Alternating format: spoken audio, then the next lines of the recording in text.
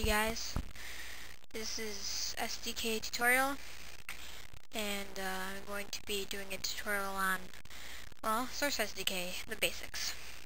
So we're going to start by loading it, and selecting your game, Counter-Strike Source, Half-Life, Half-Life Deathmatch, you get the point. And you go to Hammer Editor, let that load. Alright guys, so once that's loaded, you go to File, and New, and a window like this should appear. Or pop up, I guess. You can adjust it. This is top XY view, this is side XY view, and this is front XY view. Alright, so, and this is a 3D camera. When you go to View, Center 3D Views on Selection.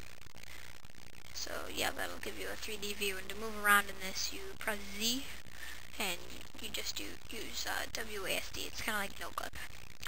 Okay, so first tool we should look at is the selection tool, which that's self-explanatory.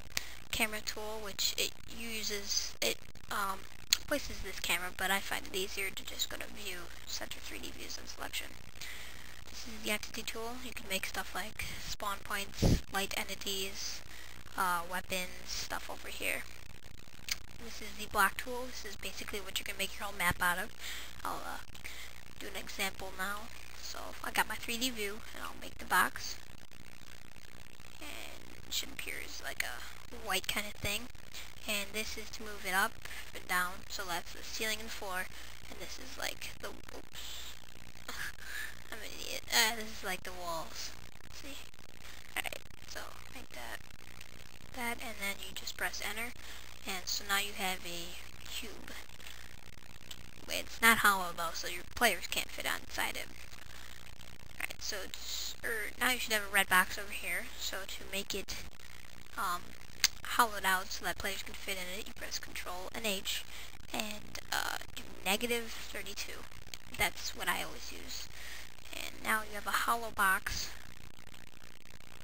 So yeah. Alright, once you have that, once you have your box, you should start working on texturing.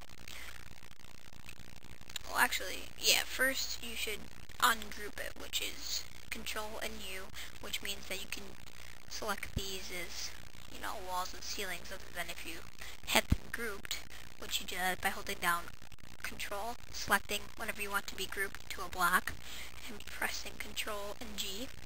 So now I move these things as like one instead of, you know, like walls, separate blocks. Alright, so press Control and U. You're usually going to use that because it's easier to texture it and stuff like that. Okay, now on to textures. Well, the textures are over here. For example, the default is brick, but you can have stuff like metal, like this. And to apply the texture onto the walls, you use this little button here called Apply Current Texture. And then, yeah, so now I have a metal box. So yeah, I'm gonna go ahead and texture this. So make that, and you can apply the texture to all of them by holding down Control and selecting whatever you want to be textured.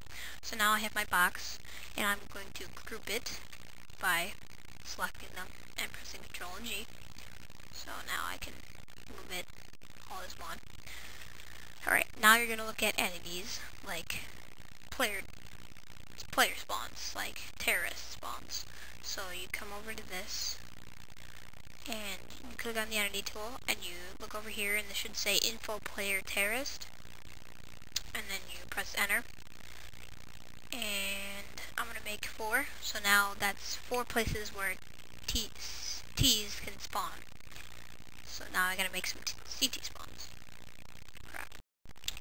Alright, and you do that by, instead of putting over here how it says terrorist, you're gonna do COU, or actually just C probably will work.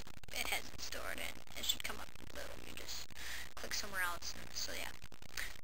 Then you spawn it where you want to. This is the same thing. So I'm gonna make 4 of those.